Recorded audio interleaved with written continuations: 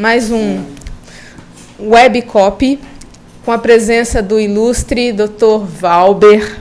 Ele é advogado, ele é professor, um estudioso do direito, trabalha com cooperativismo há muitos anos. Ele é um profundo conhecedor e estudioso da matéria, principalmente no que tange às relações trabalhistas. E hoje a gente vai falar sobre o papel dos dirigentes e cooperados na relação do trabalho. A gente agradece mais uma vez a presença do Dr. Valber aqui, que é um parceiro da nossa instituição. Ele está sempre apoiando a OCB e as cooperativas, tá? E a gente conta sempre com ele, quer seja para tirar algumas dúvidas, quer seja para trabalhar lado a lado. Ele é um cooperativista nato e aqui dentro do Estado é parceiro da OCB há muitos anos. Dr. Valber, muito obrigada. A gente tem certeza que vai ser mais um encontro para repassar conhecimento para as nossas cooperativas e todos nós vamos aprender muito hoje. Para ajudar um pouco a nossa transmissão, a gente pede para vocês que utilizem o chat para conversação e desliguem o som e a imagem de vocês. Quanto menos imagem tivermos, melhor vai ser a nossa transmissão. Dr. Valber, fique à vontade, o microfone é seu, o palco é seu, e a gente está aqui hoje para aprender. Obrigado, Lilian, obrigado a todos, obrigado à OCB por mais uma vez estar oportunizando essa conversa e bate-papo aqui com vocês. Uma boa tarde a todos os cooperados e dirigentes que estão nos assistindo agora, nos prestigiando nesta tarde. Agradecer também as palavras da Lilian, que além de uma amiga, uma parceira de longa data, a oportunidade aqui dada pelo Hernando Israel, nosso presidente da OCB, o Júnior Serra, grande amigo, nosso superintendente do SESCOP, grande parceiro, e a gente está aqui para brilhantar e tentar, de certa forma, abrir um pouco mais aí o nosso pensamento, as nossas reflexões referentes ao papel dos dirigentes e dos cooperados nessas relações de trabalho, né? A gente vai tentar, dentro do possível, adequar as nossas falas às realidades dos diversos setores do cooperativismo. A gente sabe que cada qual tem uma realidade particular, e às vezes essas realidades particulares elas distinguem sensivelmente umas das outras. Então, nem sempre aqui a gente não está com o intuito de fazer um pacotão e dizer, olha, isso aqui se aplica a todos os setores. Longe disso, pelo contrário. Acho que são temas que nós temos que refletir. Tivemos temas na Webcop passada específico para os colaboradores, para quem é CLT. Hoje, o nosso papel, a gente se propõe a discutir mais o papel do dirigente, a relação do cooperado, como é que o cooperado deve se portar, como é que esta relação, desmitificar essa relação do cooperado e da sua atividade dentro da cooperativa e a sua diferenciação, obviamente, com os colaboradores, com os trabalhadores, os empregados das cooperativas. Para iniciar, é importante a gente refletir de pronto que o grande matéria-prima que nós temos a tratar e que é o objeto das cooperativas são as próprias pessoas. A gente sabe que os nossos cooperados e os colaboradores, dentro das suas diferenças de categoria, vamos dizer assim, nós temos aí uma habilidade maior de todos, que é o quê? É nós sabermos nos tratar, saber o papel de cada um, administrar diversas cabeças que estão tanto na direção da cooperativa, quanto naqueles que estão labutando no dia a dia administrativo ou na questão operacional da cooperativa, sempre com o intuito de tornar a cooperativa mais forte, crescer e produzir aí os seus frutos, vamos dizer assim. Além disso, é importante a gente entender que a cooperativa, enquanto sociedade cooperativa, ela é uma pessoa jurídica e, como tal, o que se prevalece é a relação pactuado entre os seus próprios cooperados. Aquilo que for pactuado entre eles, esse pacto estabelecido entre eles é um pacto que tem uma lei, que é o nosso estatuto, todos aqui cooperados conhecem, sabe que lá em tese é que está estabelecido todas as relações de um modo geral, que devem se estabelecer entre os próprios cooperados. E aí, quando a gente fala em relação de trabalho, é importante a gente dizer também que quando se fala em relação de trabalho, a gente tem uma diferença, tá, gente? Relação de trabalho, relação de emprego, relação de trabalho, relação de produção. Por que eu estou dizendo isso? Porque aquele cooperado que produz, que desenvolve essa atividade em prol da sua cooperativa, com base naquela função que ela se predispôs, no objeto da sua própria cooperativa, ela está desenvolvendo um trabalho, obviamente. É remunerado por produção? Sim, mas é um trabalho. E o colaborador, já numa relação empregatícia, ele tem uma outra característica, tá? Que desenvolve, obviamente, o seu trabalho, o seu emprego, a partir das ordens emanadas daquela atividade proferidas pela direção da cooperativa ou estabelecida pela própria cooperativa. Essa é a primeira diferença que nós temos. Dá para te mudar, por favor, o primeiro slide, o nosso primeiro slide. Que é justamente essa diferença, tá? Nós temos aí, na nossa legislação, tanto o artigo 442 da CLT, tá? Quanto a Lei 5764/71, que é de conhecimento de todos, né? Que trata sobre o cooperativismo. Na CLT, ele diz o seguinte, no artigo 442, contrato individual de trabalho é o acordo tácito ou expresso correspondente à relação de emprego. É o próximo. Isso. Contrato individual de trabalho é o acordo tácito ou expresso correspondente à relação de emprego. De cara, no artigo 442, a gente já tem aí caracterizado o quê? Nós temos caracterizado a relação com um colaborador, com o nosso empregado, com aquele que presta a sua atividade, o seu serviço para a atividade, muitas vezes, meio da cooperativa, ou às vezes da atividade fim, mas que necessariamente ele corresponde a 3 elementos essenciais para essa vinculação, que é o quê? Que é a hierarquia, a habitualidade, a própria onerosidade. Ou seja, hierarquia por quê? Porque o tomador do serviço, na verdade, quem vai delimitar e determinar o serviço, a atividade desse colaborador, é a própria cooperativa. E com base nisso, é quem determina o que o colaborador vai ter que fazer, o que o empregado vai ter que fazer, os horários que vai cumprir, a atividade que vai ter que desenvolver. Aí é que está o papel desenvolvido pelo dirigente especificamente da cooperativa. Tá? Por quê? Porque é quem é que está o responsável pela administração da cooperativa e é quem vai determinar ao aquele empregado quais são as suas competências, quais são as suas funções, o que é que ela tem, o que é que a cooperativa está esperando no seu trabalho ali, por seu desempenho. E como dito, tanto a relação pode ser tanto tácita quanto expressa. E aí, de pronto, nós já temos que ter uma orientação básica, que é o quê? Todos os nossos empregados vamos efetuar a sua devida regularização. Empregado é empregado, cooperado é cooperado. Empregado é empregado, sócio cooperado é sócio cooperado. Ah, doutor, professor, amigo, mas isso vai me gerar um ônus absurdo na minha cooperativa. Aí eu vou falar para vocês, meu amigo dirigente, meu amigo cooperado, o ônus do não cumprimento disso é muito maior, mais oneroso do que o próprio encargos do registro do empregado. Tá? Eu costumo dizer, e eu friso bastante para todas as cooperativas e para todos os empregadores de um modo geral, porque, se vocês me permitem uma fala um pouco mais popular, de dizer que aquele velho ditado, o pau que bate em Chico, bate em Francisco. É a mesma coisa. O ônus que a empresa, que o empresário da empresa limitada, que a sociedade anônima tem com o empregado, e o ônus que a cooperativa tem também, são os mesmos.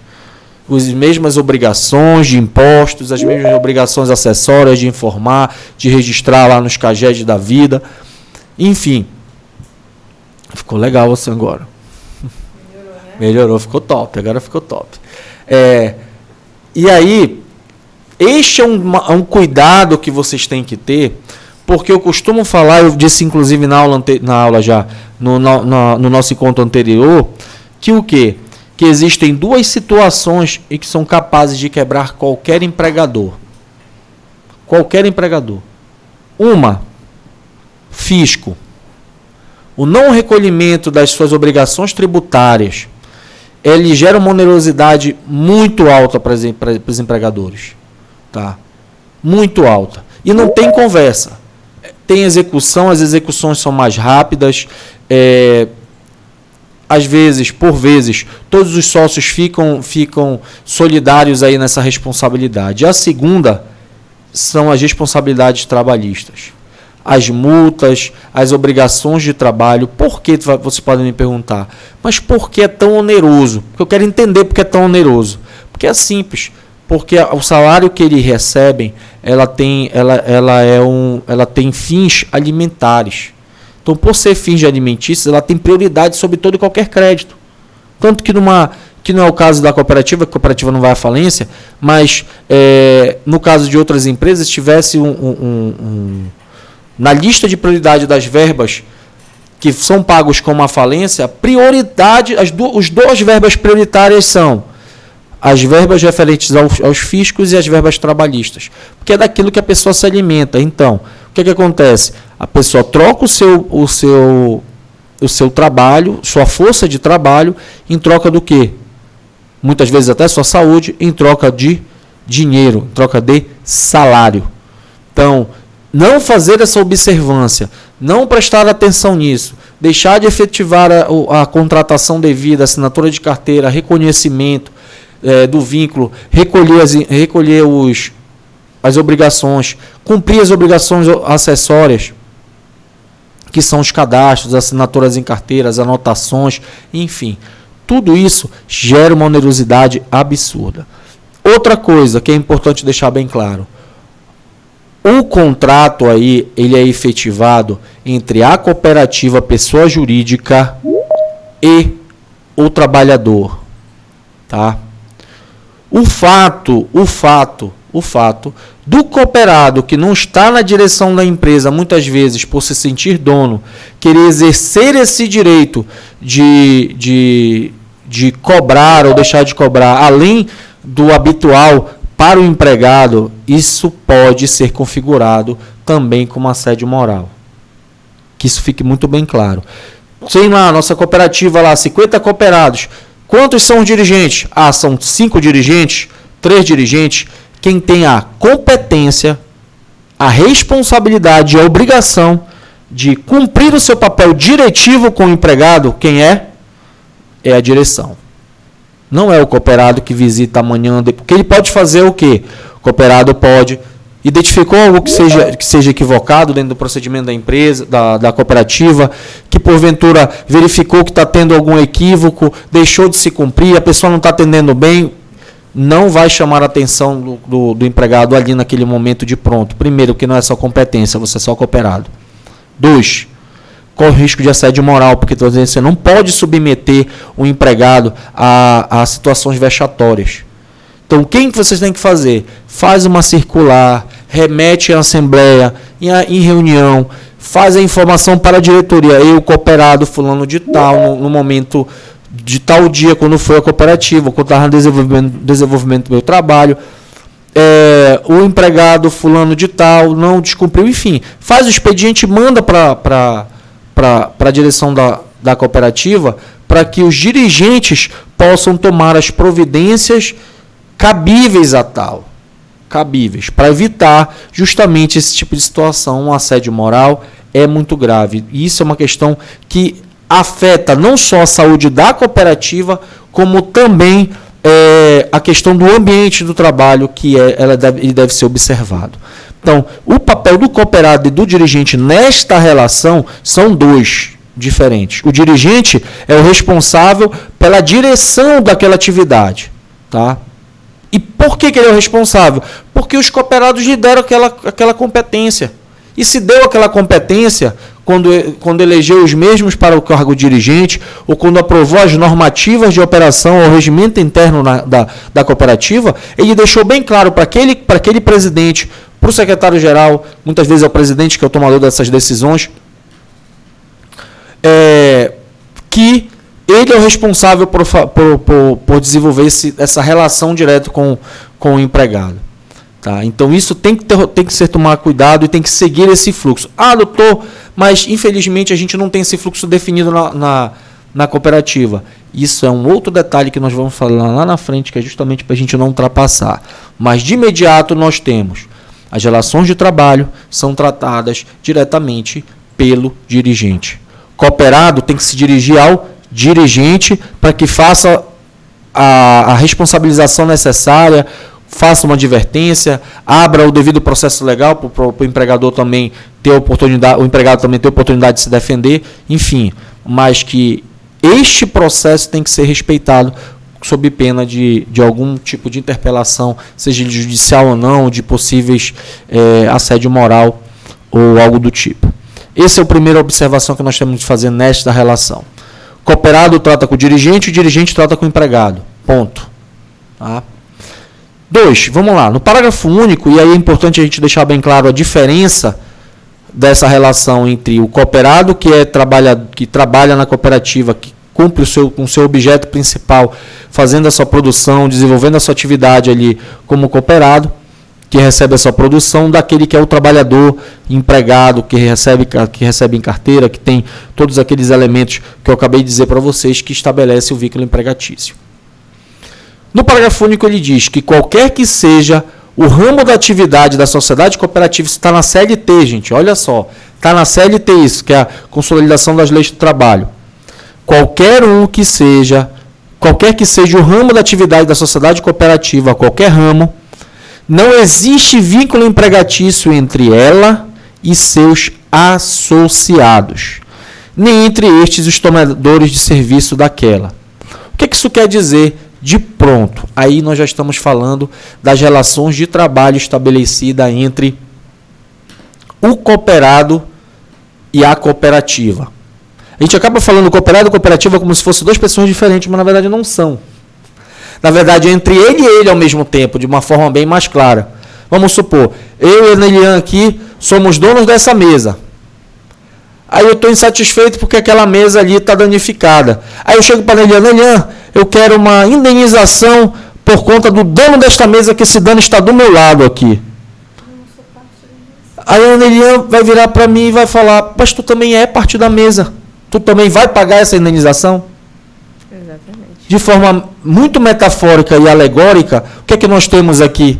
Que a pessoa está cobrando de si mesmo um compromisso que ele que vai ter que assumir, ele está cumprindo. É um negócio meio lógico, né? Seria até uma confusão, né? Não, é uma confusão.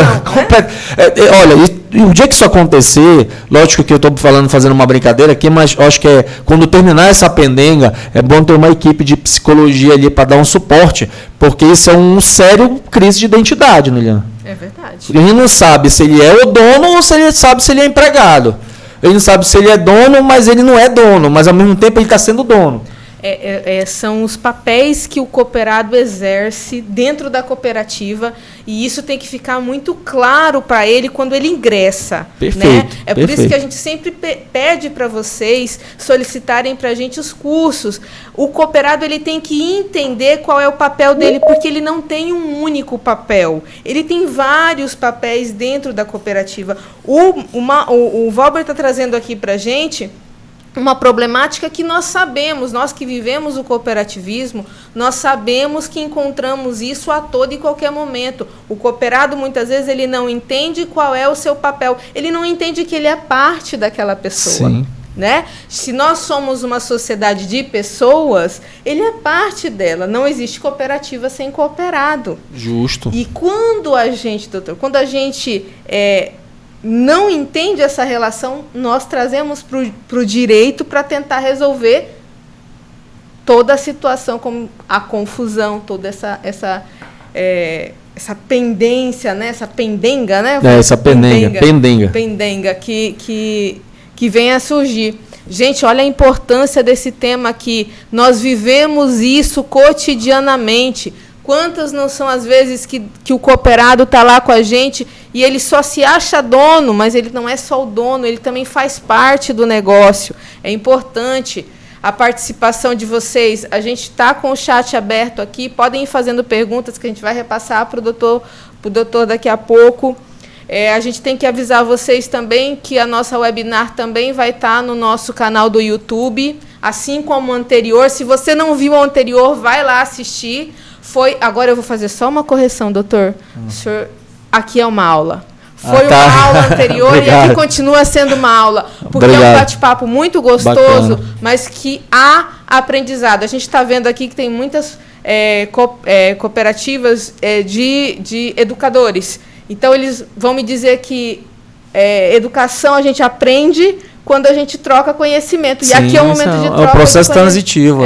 É um momento de troca de conhecimento e está sendo muito bom. É bom o senhor levantar essas questões, porque nós vivemos isso dentro da cooperativa, né? Não só quando a gente fala com relação ao cooperado, se assumir uma posição de cobrança com o empregado, e aí assim a gente ter uma situação de assédio que é comum ocorrer, nós sabemos, nós vivemos isso, assim como o dirigente também tem que entender que ele está dirigente, mas ele é cooperado, né? E tem também que assumir as suas obrigações ali e entender o seu papel. E está sendo muito bom, vamos continuar. Desculpa. Não, perfeito. Inclusive, esse diálogo aqui, levantaste algumas coisas, Neliane, que me reportou também é o seguinte. Muitas vezes essa postura do cooperado de eu sou sócio, eu vou cobrar, e não vou me responsabilizar em hipótese alguma. Isso acaba sendo um problema seríssimo para a própria administração, porque isso eu não vi uma, nem duas, nem três vezes. Muitas vezes por questões políticas internas, e essa é uma realidade. Muitas vezes tem grupos de cooperados que torcem pela inoperância ou pelo insucesso de determinado período de dirigente. O que eu acho também um anacronismo absurdo. É outra crise de identidade tremenda. Porque como é que eu sou sócio do negócio e acabo torcendo contra o meu negócio? O meu negócio. É um negócio meio negócio, vamos dizer assim. É meio ilógico, é muito estranho. Então, a mesma forma, essa relação entre os dirigentes e cooperados, né? Dentro dessa relação, que acaba sendo uma relação de trabalho puramente, porque quando você é sócio, você tem obrigações e deveres, que não deixa de ser trabalho. Não trabalho formal como a gente tem de relação empregatícia, mas de trabalho na cooperativa, efetivamente. Não só na sua atividade, porque muitas vezes a gente pega, eu estou fazendo a minha parte, estou tendo produção, tá, e aí, o que a direção está fazendo? Mas, peraí, a direção está ali para criar um ambiente para que você possa desenvolver a sua atividade, ou atividade, não a sua atividade, mas a atividade da cooperativa, da qual você está contribuindo com serviço, ou com bens, mas vamos para o serviço, com o seu serviço, para que ela cresça. Então, quando a gente tem essa divergência aí entre dirigente, cooperado que só quer direito e esquece dos seus deveres, a tendência é a gente cair consideravelmente. Eu geralmente gosto de fazer um exemplo do seguinte: imaginem só vocês na sala da casa de vocês. Você, sua esposa, o seu esposo, seu companheiro ou companheira, filhos e tal. Aí tem um sofá lá no meio da casa. Aí vocês vão fazer uma mudança. Eu quero fazer uma mudança no sofá. Vai deixar todo mundo ter a mesma intenção. Qual é a mesma intenção? Deixar a sala bonita, correto? Certo. Todo mundo. Aí ninguém combina nada, um pensa de um jeito, outro do outro. Aí vai dar um start. Bora arrumar a sala agora. Sabe o que vai acontecer? Todo mundo vai correr para o sofá e todo mundo vai empurrar o sofá. O sofá vai sair do lugar? Não. Sabe por que não vai sair do lugar? Simplesmente porque cada qual, sem combinar, sem estabelecer um acordo prévio, sem estabelecer o objetivo principal que eles querem seguir, eles só fazem empurrar um ao outro. Um pega numa ponta, outro no outro começa a empurrar. O sofá não sai do lugar. Aí sabe o que vai acontecer? Um vai cobrar o outro. Tu está empurrando menos. Não, tu está empurrando errado. Não, é tu que está empurrando errado. Não, peraí, tu tem que empurrar aqui. Mas por que eu tenho que estar desse lado? Por que eu não posso estar do teu? Isso daí é um exemplo do que muitas vezes as nossas cooperativas acabam tendo. Por quê? Porque são várias cabeças que querem um único objetivo. O que é? Deixar a sala bonita. Mas eles esquecem que para esse objetivo da sala ficar bonita, nós temos que combinar com todos para ver qual é a melhor posição em que o sofá fique na sala e que a sala fique mais bonita. É a importância do dirigente. Aí é o papel do dirigente. E o dirigente, ele está lá trabalhando também. Sim, é um muito. trabalho exaustivo, né? Muito. Talvez ele não esteja exercendo o objeto da cooperativa, mas ele está sim trabalhando e é de vital importância que ele faça o trabalho dele de uma maneira proba, correta e com um pensamento no negócio coletivo. O Dr. Valber já falou aqui, o cooperado, cada um dele faz parte da cooperativa, ele não se desassocia da cooperativa, ela é uma coisa só, o cooperado e a cooperativa, mas ele precisa de uma direção. Quando o Dr. Valber fala assim que a família vai empurrar o sofá, todo mundo quer o melhor dentro da cooperativa da mesma forma, mas a gente tem que empurrar o sofá com ordem e uma direção. A importância do dirigente, e do dirigente estar também consciente do seu papel lá dentro. Dentro do estatuto, a gente, obviamente, tem as suas obrigações, mas que vão muito além, não é, doutor? Sim, sim. Vão muito além. Aquela é somente uma carta de intenções gerais. Dali deve se desdobrar muito mais, aí eu quero detalhar depois lá na frente isso. Por quê? Porque lá tem várias outras particularidades que não pode ficar tudo na omissão do estatuto. Porque senão corre um sério risco da gente ter uma autocracia estatutária, vou dizer assim. O papel ele é muito maior. Muito maior e mais complexo. O papel de dirigentes é muito maior e muito complexo. E, então, gente, dando continuidade, nós já percebemos de que não existe o vínculo empregatício entre cooperado e a própria cooperativa. Tanto que, voltando agora, vamos lá para a nossa legislação, 576471. Celebra um contrato de sociedade cooperativa às pessoas que reciprocamente, olha lá, se obrigam a contribuir com bens e serviços para o exercício de uma atividade econômica de proveito comum sem objetivo de lucro. No artigo 4º, as cooperativas são sociedades de pessoas conforme natureza jurídica próprias, de natureza civil, não sujeitas à falência, constituídas para prestar serviços aos associados, distinguindo-se das demais sociedades pelas seguintes características. Antes de mais nada, Nelião, eu queria deixar bem esclarecido para todo mundo, porque qual é a metodologia que eu utilizo muitas vezes? Eu gosto de ir na regra. Sabe por que na regra? Para não dizer... Lógico que não vou falar isso aqui, os nossos caros colegas cooperados e associados, e, enfim, todo o nosso público, de que a gente está inventando, até porque nós somos profissionais já, que muitos deles já conhecem a gente. Mas quando tu vai jogar futebol, quando tu vai jogar qualquer jogo, qual é a primeira coisa que o cara vai procurar saber? As regras. As regras. Tu vai bater escanteio com a mão? Não vai. Tu vai jogar no vôlei, tu vai jogar com o pé? Não vai. Então, se a gente tem que estar imerso nas regras. Porque quando a gente está imerso nas regras, não tem erro, não tem como errar. Não tem como errar. Então, nesse ponto, a gente tem que ter direto na regra. O que a regra nos diz? A regra nos diz que a cooperativa, elas são pessoas que reciprocamente se obrigam. Então, quando elas se obrigam a cumprir os seus deveres antes de mais nada.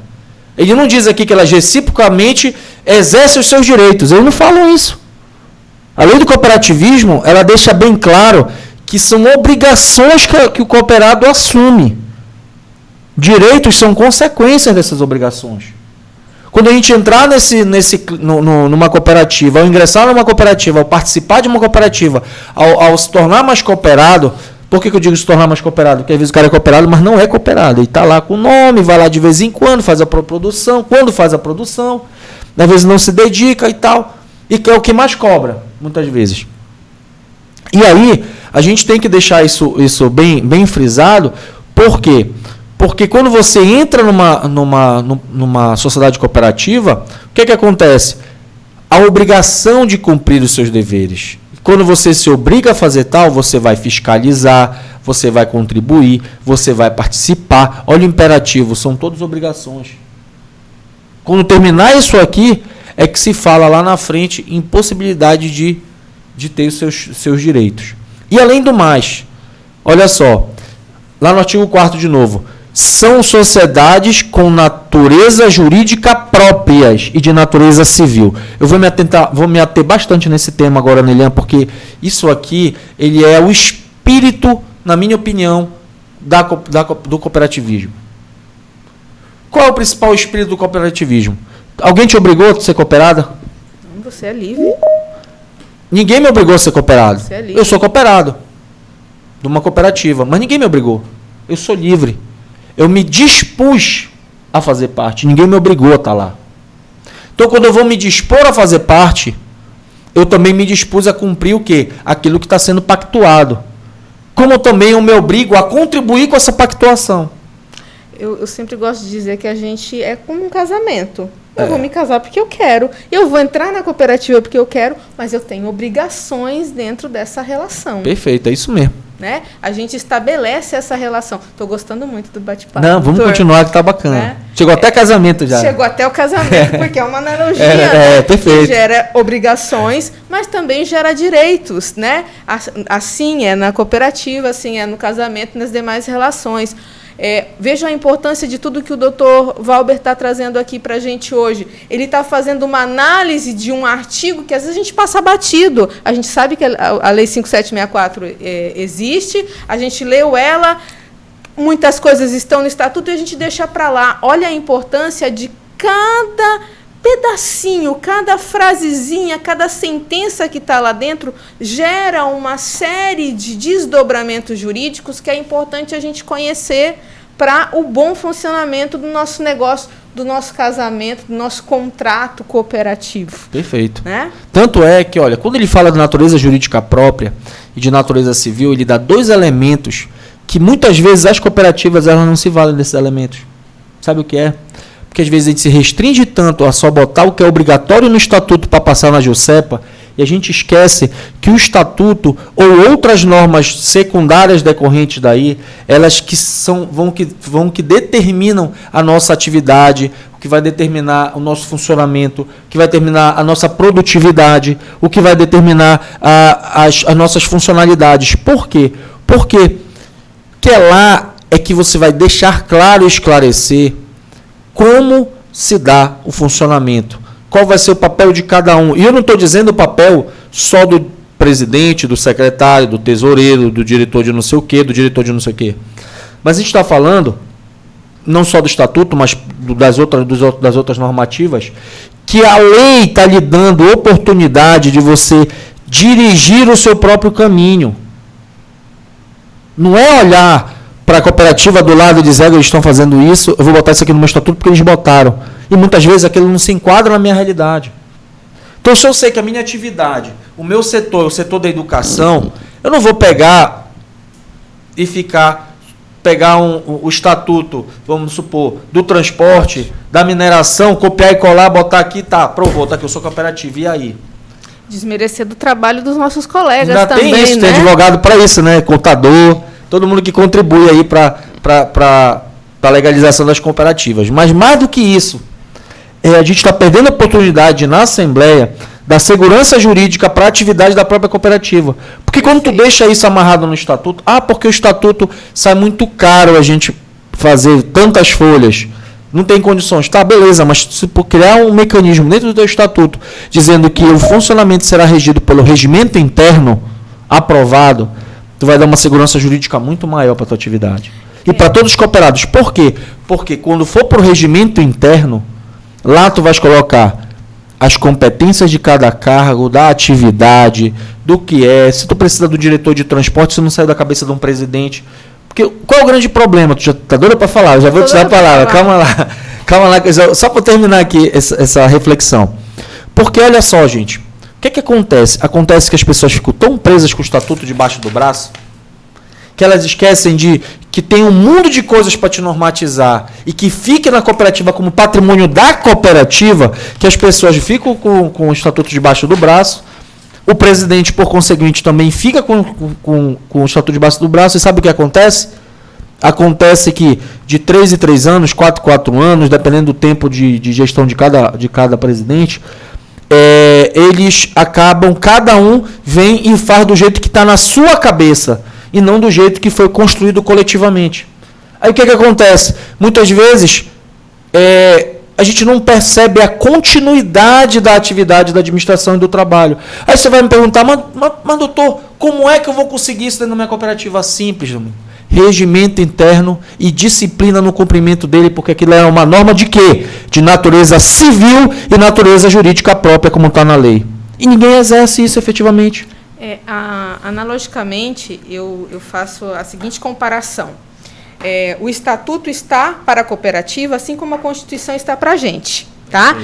Ele traz linhas gerais. Ele não vai esmiuçar o dia a dia da cooperativa. Aí vamos chegar na concordância.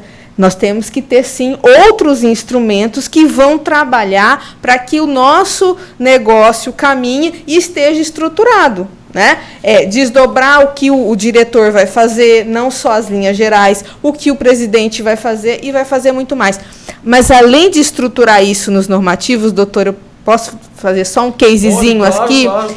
Primeiramente, agradecer a oportunidade que o presidente Hernandes Raiol e o nosso superintendente júnior me deram quando eu ingressei no sistema, de poder estar no trato direto com as cooperativas, e eu aprendi muito. E teve um case em uma situação aí em que nós estávamos tratando do curso básico de cooperativismo, primeiras lições, e nós falando, né, do estatuto, falando de tudo, e no meio da aula descobrimos que ninguém tinha lido o estatuto da cooperativa. Quer dizer, voltando para a analogia do casamento ou do contrato, eu assinei um contrato sem saber o que ele dizia, né? Foi um casamento arranjado esse aí. Foi um casamento arranjado. E nós fomos ler com eles o estatuto e descobrimos, doutor, que até o prazo do mandato dos dirigentes estava equivocado.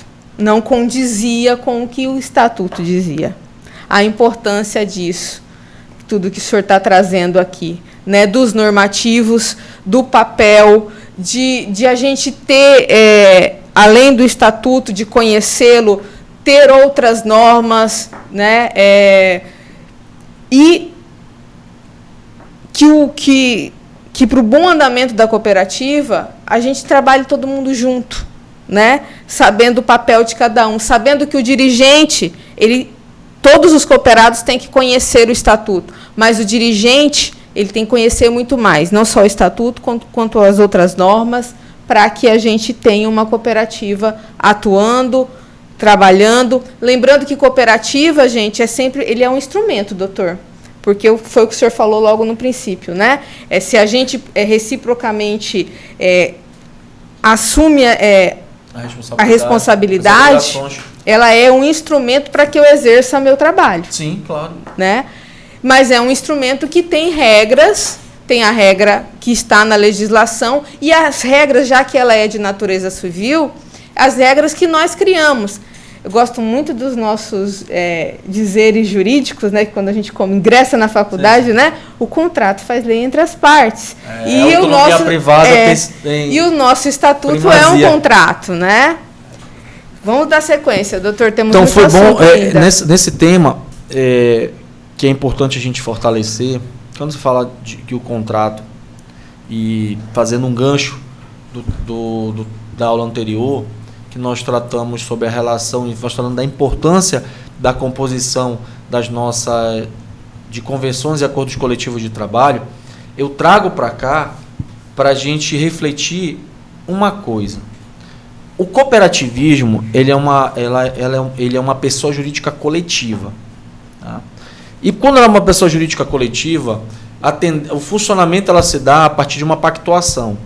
E essa pactuação, quando ela é feita de forma conjunta, combinada, ajustada, eu costumo dizer que o combinado sai bem mais barato. Né? E quando a gente fala o combinado sai bem mais barato, isso serve para todos os âmbitos. Tanto quando você faz um acordo coletivo, uma convenção coletiva de trabalho, para que aqueles trabalhadores daquela nossa cooperativa, a gente possa criar condições para que a cooperativa possa suportar esse ônus e possa criar condições de trabalho para eles. Da mesma forma, a gente tem aqui com o regimento interno, as normas internas da cooperativa, que não só o estatuto, tá? Que o estatuto é só certidão de nascimento. Que não precisam ser registradas na junta comercial. Que não precisa ser registrada na junta comercial, mas elas têm poder, desde que previstas no estatuto. É porque muitas vezes eles pensam muito no custo. No custo, eu não vou criar um instrumento porque eu vou ter que registrar. Não, você não precisa registrar, você precisa aprovar ele em assembleia, mas não necessariamente registrá-lo na junta comercial. Agora, o importante, aí eu dou como sugestão, para que isso fique claro no estatuto, dizendo que as normas operacionais da cooperativa serão estabelecidas por regimento interno e atos normativos,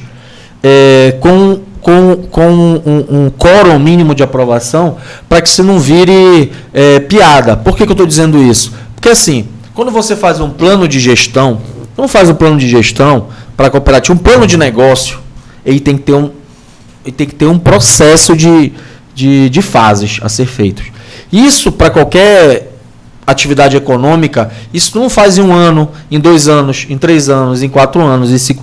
Tu tem todo um prazo de médio e longo, tu tem médio e longo prazo para exercer atividade, para a atividade ter seu êxito. Agora imaginem só, chega um presidente ou uma diretoria que está afinado com aquele plano, começa a andar, poxa, o negócio está bacana. Aí chega uma outra diretoria e tu não tem nada na estrutura que amarre para que ele dê continuidade para aquele trabalho que está sendo benéfico para a cooperativa, aí o presidente vai fazer da cabeça dele, a direção vai fazer da cabeça dela. Poxa, ele tem que consultar a assembleia. Tem, mas a gente sabe que na prática, no dia a dia, muitas vezes, até por falta de interesse, por falta de conhecimento, de estar ali vivendo o dia a dia da administração, muitas vezes, e até por uma questão política interna, a maioria dos cooperados deixa o presidente trabalhar à vontade. O senhor orientaria, então, que esse plano de negócios fosse aprovado em assembleia? Em assembleia, sim, mas eu acredito que não só seja aprovado em assembleia, mas que fique no estatuto dizendo, não precisa ser um capítulo, um artigo, funcionamento da cooperativa no âmbito operacional e econômico seguirá os seguintes instrumentos. Inciso 1º, regimento interno. Inciso 2º, plano operacional, vamos supor, um exemplo, protocolo operacionais. 3º, instrução normativas. 4º, plano de negócios. Aprovados pela maioria absoluta na Assembleia Geral Extraordinária, tal. Gente, vamos anotando tudo aí, que isso daqui é uma assessoria jurídica gratuita, viu? Por quê? Mas porque, olha só, porque o que acontece? Quando o presidente entrar, que ele vai olhar, não concordo com isso, eu acho que a gente tem que avançar, não sei o quê. Tu vai ter que ter todo um processo de convencimento da Assembleia, para que a Assembleia possa realmente avaliar e analisar se há necessidade de fazer as alterações necessárias nos regimentos, nos planos operacionais, no plano de negócio e tudo mais. Se eles não concordarem, já era. Agora, se tu não tens isso, quando o presidente sentar lá, ele vai ver lá só o que tem lá. No máximo, uma aprovação de autorização para fazer alguma coisa numa Assembleia. Os poderes que ele tem. Com os poderes que ele tem, ele não precisa nem consultar a Assembleia. Ele pode refazer, porque é administrativo, ou ele pode fazer uma votação com um quórum mínimo e fazer a alteração necessária. Aí tu muda o rumo do crescimento da cooperativa. Por completo. Então, isso é um risco. É o problema de continuidade. Isso é um risco para o teu negócio, amigo. Para o teu negócio. Imagina tu com teu suor. Imagina tu construindo uma casa. Ou melhor, imagina tu numa lavoura. Eu pouco conheço de lavoura, mas o pouco que eu conheço eu vou saber falar. Né? Poxa, tu tá plantando milho ali. Tu dá o tempo para o descanso da terra. Aí vem o outro, e tu sai por um motivo e tu deixa um amigo teu lá, um sócio teu, não toma conta. Ele nunca pensou naquela, não, ele tá errado, não sei o quê. Eu vou fazer o seguinte, nesse período aí de plantar milho, eu já vou meter uma soja aqui no meio, vou botar um outro cereal aqui no meio, para depois quando... Mano, ele já mudou o plano todo da tua safra, da tua terra, vai prejudicar a tua... Enfim, acabou com a tua produtividade. Tu vai para a escala zero, a mesma coisa. Então, quando tu já tem isso, não, eu vou sair, mas já tem uma regra aqui, só pode plantar milho nesse negócio aqui por 10 anos. Tu não corre o risco do cara lá plantar outra coisa. É milho, vai ser milho a vida toda. Ou pelo menos até vocês se convencerem de uma forma mais complexa, é que nem na Constituição. Emenda constitucional é uma coisa, e lei ordinária é outra. O que é isso? Para vocês entenderem de forma mais simples. Para te mudar alguma regra da Constituição, amigo, tu tem que ralar para mudar. Lei não, já é mais simples. É a mesma coisa.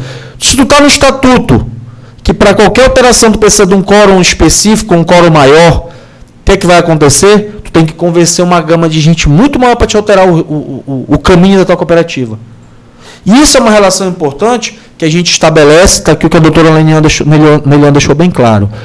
Problema de continuidade. A gente não vai ter o risco de achar que com a alteração da presidência ou da diretoria vai mudar os rumos da cooperativa.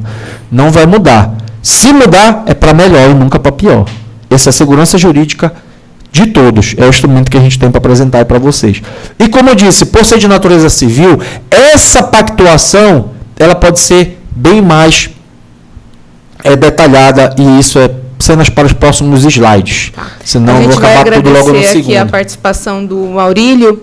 E sim, Maurílio, vai estar disponibilizado no nosso canal do YouTube, assim como a apresentação anterior, a nossa webcopy anterior está lá no nosso canal. Vão lá se inscrever, gente. A nossa live do dia C está lá, a nossa AGO está lá, tá? Já está aí no chat o caminho para você entrar no YouTube e fazer a sua inscrição lá no nosso canal. Vamos dar sequência aqui com o Dr. Valber. Gente, aí já tendo essa diferença muito bem do que é o trabalhador cooperado e que é o empregado seletista, é importante eu trazer algumas características de cada uma deles. Se quiser printar isso aí, isso já está disponível. Se quiser disponibilizar os slides. O senhor autoriza a gente? A quem tem isso. Claro, pode disponibilizar os slides, não tem problema nenhum. Isso já é patrimônio do sistema OCB, Sescop. Eu sou patrimônio da Sescop. Ainda bem que a gente está gravando, porque já é patrimônio da gente, então está ótimo. Vamos lá. Olha só algumas diferenças, para ficar bem definido. Por que é importante te deixar essa diferença, gente? A doutora Neliane vai saber dizer isso muito bem claro, porque como eu também já enfrentamos muitas situações aí no casarão, como dizem na prática, né?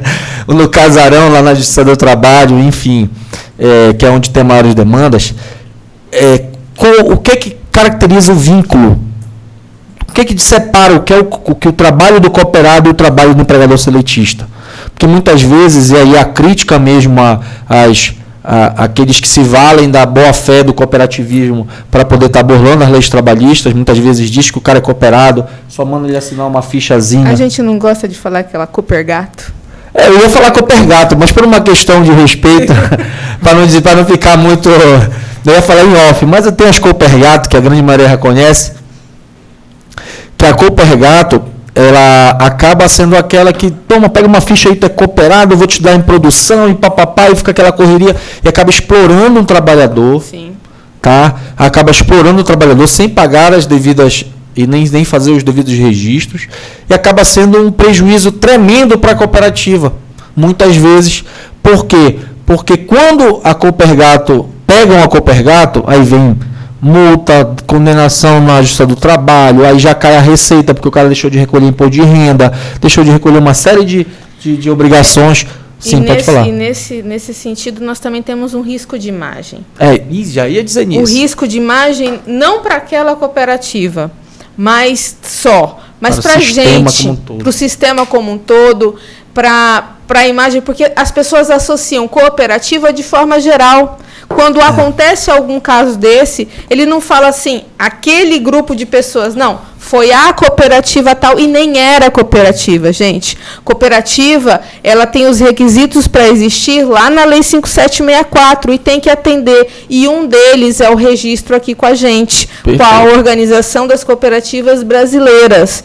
E posso garantir que as Coopergato não tem, porque hoje, principalmente hoje aqui dentro do sistema, nós temos programas de monitoramento, de acompanhamento, doutor, e aí a gente gostaria de falar aqui sobre o programa Soulcop, né, que a nossa equipe está agora ligando para vocês, pedindo para que vocês mantenham atualizados aqui os seus normativos, porque esse programa vai evitar e muito que nós encontremos esse tipo de sociedades fraudulentas que mancham a nossa imagem.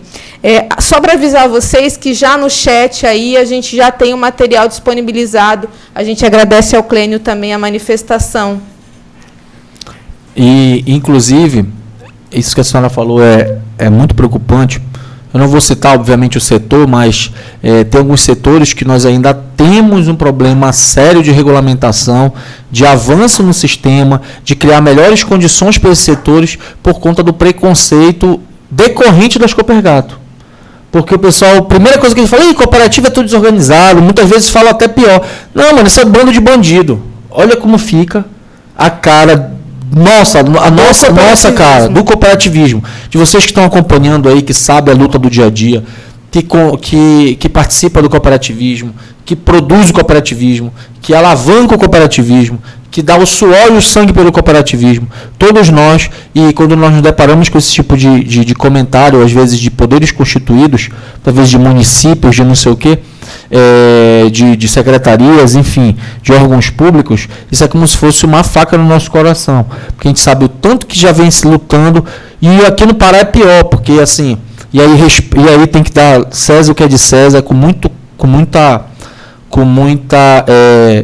carinho eu falo isso, por puro reconhecimento, que desde quando o Hernando Israel, sem desmerecer os outros presidentes, mas mais efetivamente na gestão do Israel, ele assumiu à frente desse processo aqui de reestruturação das cooperativas e da OCB em específico, a gente mudou da água para o vinho, tá? Começou a se ter mais respeito, começou a se ter mais um trabalho mais profissional, com uma série de outras pessoas também que estão há muito tempo no cooperativismo e que na verdade, o Rael é só um representante dessa grande massa de pessoas que sempre viveram o cooperativismo, e é importante deixar isso bem claro. O Júnior, enfim, outras pessoas, né, pode citar outras também, que eu acho que é importante a gente deixar e lembrar todas aquelas pessoas que fizeram muito bem para o cooperativismo e ajudaram a levantar o nome do cooperativismo no nosso estado, porque durante muito tempo ficou relegado à criminalidade, o que é pior, mas criminalidade é no sentido de dizer do preconceito, dizer, não, esses caras são desorganizados, isso não vai para frente, isso não sei o quê,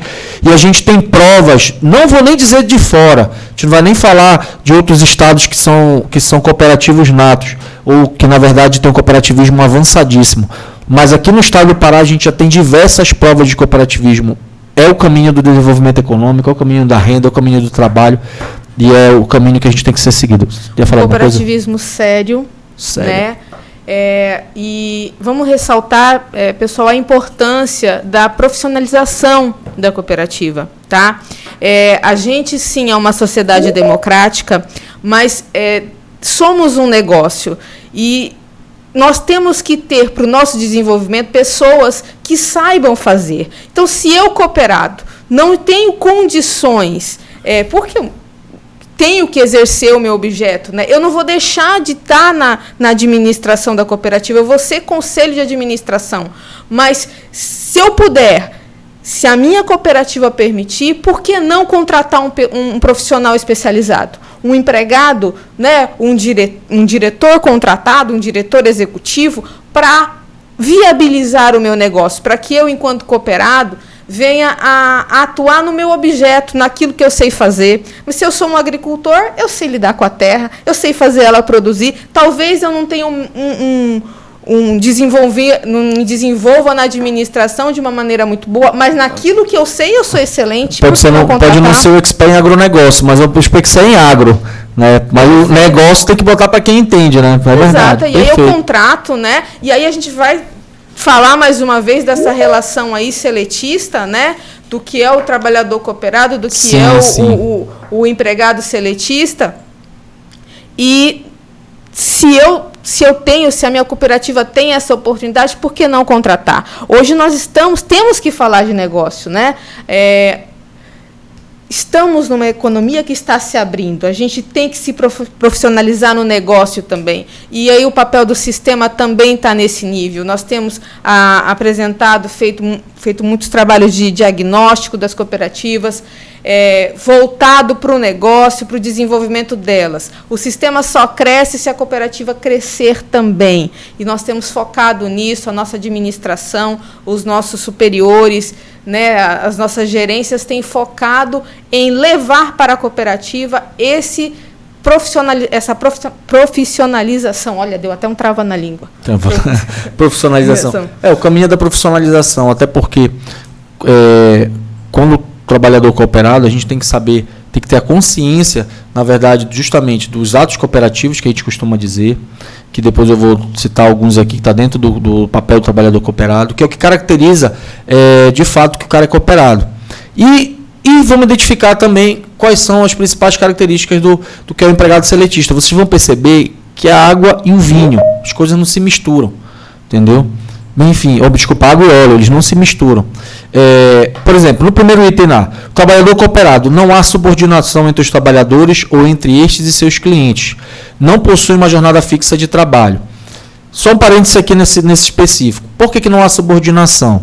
Porque, na verdade, não há relação de hierarquia ali entre o presidente e o cooperado. Entre o cooperado e o cooperado. Eles estão produzindo de forma igual, estão contribuindo com o seu serviço, estão contribuindo com os bens, estão contribuindo com o que ele está com o objeto principal da cooperativa. Não existe esse vínculo, essa hierarquização. Nesse sentido, doutor, eu vou ressaltar mais uma vez a importância das normas internas da cooperativa. Perfeito. Porque mesmo eu não tendo essa subordinação, eu tenho obrigações também enquanto sócio trabalhador, né? Eu tenho que entender, porque às vezes a gente gosta sempre de fazer uma análise que voltada para nós mesmos, sim, né? Sim. A gente só olha, eu não tenho subordinação, então eu não tenho que obedecer a regra. Não é isso. É outra né? coisa, isso é outra situação. Então, só para a gente ressaltar... Subordinação é diferente de obrigação. É outra coisa diferente. Subordinação é você ter um superior que vai estar lhe estabelecendo a direção do seu trabalho especificamente. Isso não tem, porque todos são sócios, são na mesma categoria. Agora, o cumprimento de obrigações, não. Aquilo está especificado não pelo seu superior, mas sim por todos, inclusive por você mesmo que se obrigou. Porque quando você pega e põe no regimento interno dizendo que o meu horário de trabalho vai ser do turno da tarde, ou vai ser de tal dia, tal hora, não é a Nelian que é cooperada junto comigo, nem o Jardel que está aqui, né?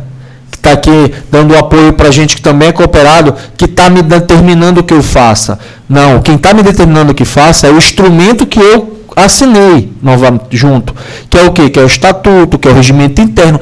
Então a relação estabelecida não é de subordinação, mas é de obrigação, que é uma outra coisa totalmente diferente. Que é uma relação civil, inclusive.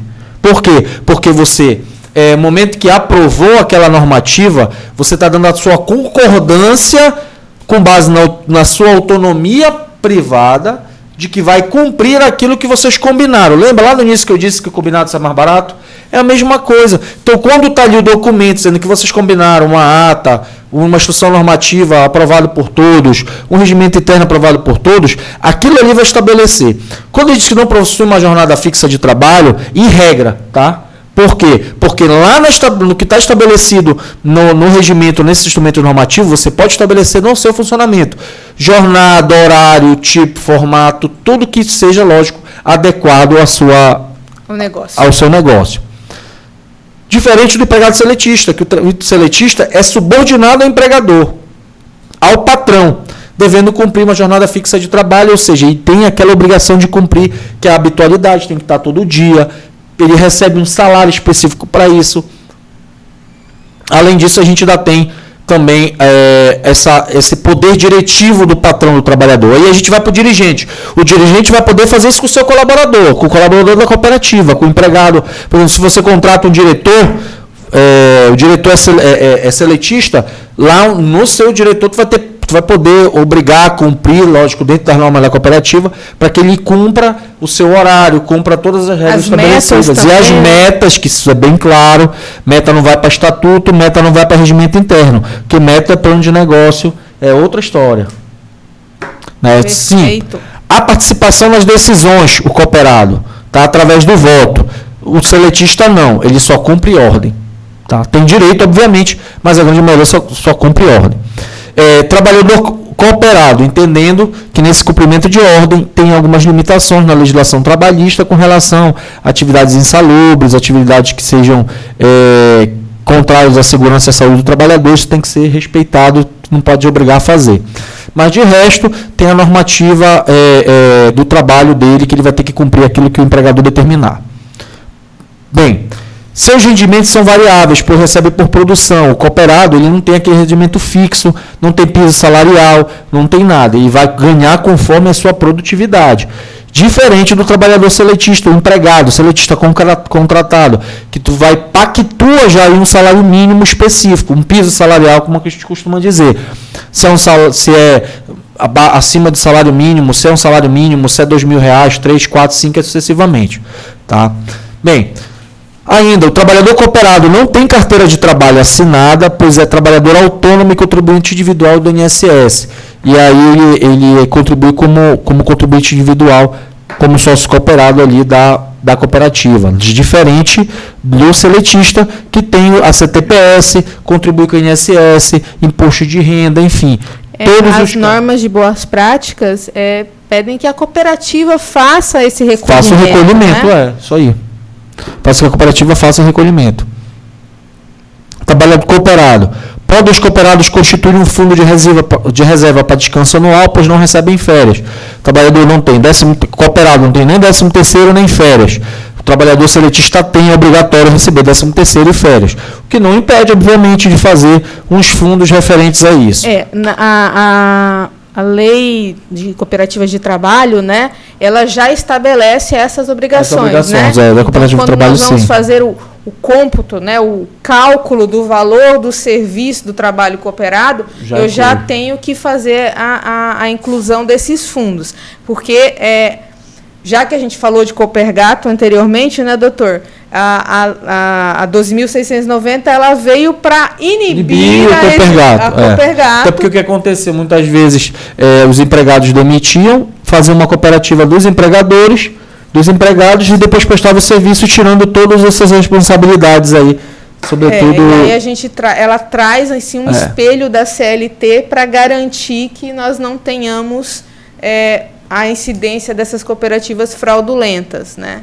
Perfeito, foi muito bom trazer, porque, como eu disse no início, a gente está trazendo de uma forma geral, é importante a doutora Nelian trazendo aí essas especificidades de cada setor, né? Bem, ainda, podem o cooperado constituir um fundo de poupança compulsório. Esses fundos têm a liberdade da cooperativa criar diversos fundos, não só, eu só posso criar um fundo de abono natalino, de férias e de 13º, não. Tu pode criar um fundo para a família, tu pode pagar um seguro para cada cooperado, um seguro familiar. Não, eu quero, como cooperativa, a gente vai reservar um valor percentual aqui para pagar uma previdência privada para cada cooperado. Isso é conforme a pactuação de todos. Determinou pela cooperativa, aprovaram, pode ser feito. Aquilo que eu disse lá no início, lembra? É uma sociedade civil de fins específicos, na verdade não é de fins específicos, mas de características específicas, e que, com base nessa autonomia privada aí de todos os membros, eles podem pactuar essas questões. O que existe na lei do cooperativismo, obviamente, são algumas obrigações mínimas, né? Fundo de rateio, ou seja, algumas obrigações mínimas que tem que ter, contribuição para o INSS como contribuinte individual, isso é obrigatório. Agora, fora isso, vocês podem criar uma série de outros fundos para poder utilizar, por exemplo, tu tem um seguro-defesa do pescador, tu pode criar um fundo que segura aqueles que têm produção sazonal aí. Não, vamos criar um fundo para que sustente as famílias dos cooperados no período em que não tem safra. Perfeito. Isso é um fundo plenamente plausível, aprovado em Assembleia, pode estar estabelecido, inclusive, no regimento interno da cooperativa, para que de tantos por cento do que for produzido seja para o fundo, vamos supor, do fundo sazonal. Vou utilizar até esse nome. A missão da cooperativa é trazer qualidade de vida para o cooperado, né? Inclusive está na legislação muito bem claro, dá trazer assistência, inclusive, para os cooperados.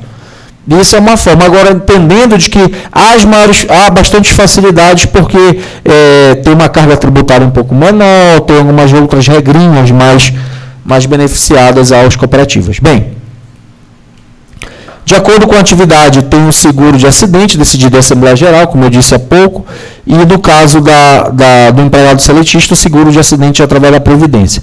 E, por fim, os cooperados trabalhadores podem conceder-se quaisquer benefícios, já que são proprietários da empresa cooperativa, ou seja, ele quiser criar 15º, 16º, 18º, ele pode criar, porque é o dinheiro da própria cooperativa, combinado entre os cooperados. E os trabalhadores não. Os benefícios são obrigatórios e regidos pela CLT, salvo salvo alguns outros benefícios pactuados em convenção coletiva ou acordo coletivo de trabalho, que pode ser obrigação do trabalhador, como plano de saúde, refeição, entre outras coisas. Que isso, no caso, a CLT não é...